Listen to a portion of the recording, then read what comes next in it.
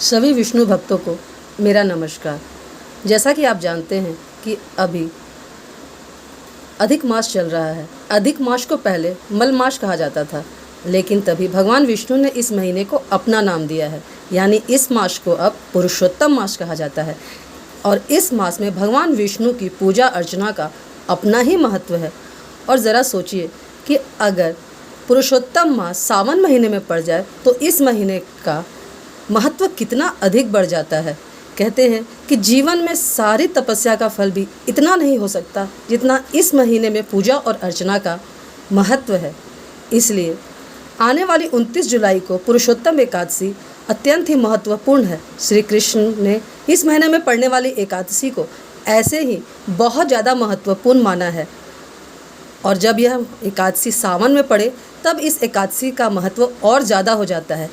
कहते हैं इस मास में किए जाने वाले पूजा, तप, दान, इनका जो फल है वो 100 गुना लौटकर वापस आता है। और पुरुषोत्तम मास में किए गए तप और पूजा का फल कभी भी खाली नहीं जाता और जीवन में ये कभी न कभी हमें अवश्य मिलता है। इसलिए भगवान विष्णु की पूजा अर्चना के साथ आने वाली 29 जुलाई की एकादशी को अवश्य करें। एकादशी हमारे जीवन में भगवान विष्णु का सिर्फ एक आशीर्वाद ही नहीं है, बल्कि आने वाले जीवन को सुधारने का भी एक बहुत ही अच्छा मौका है।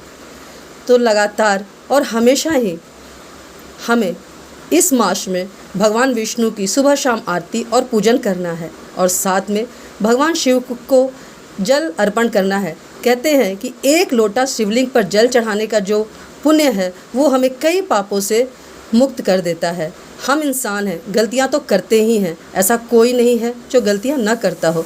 इसलिए हमें अपनी गलतियों का भार थोड़ा कम करना बहुत ज़रूरी है। इसलिए इस मास में दान, दक्षिणा, पूजा ये हमें करना चाहिए और शाम में भगवान विष्णु की पूजा आरती करना चाहिए। वैसे कृष्ण पूजा का महत्व इस महीने में बहुत ही ज़्यादा है, इसलिए भगवान श्री कृष्ण की पूजा खास तौर पर पुरुषोत्तम मास में की जाती है।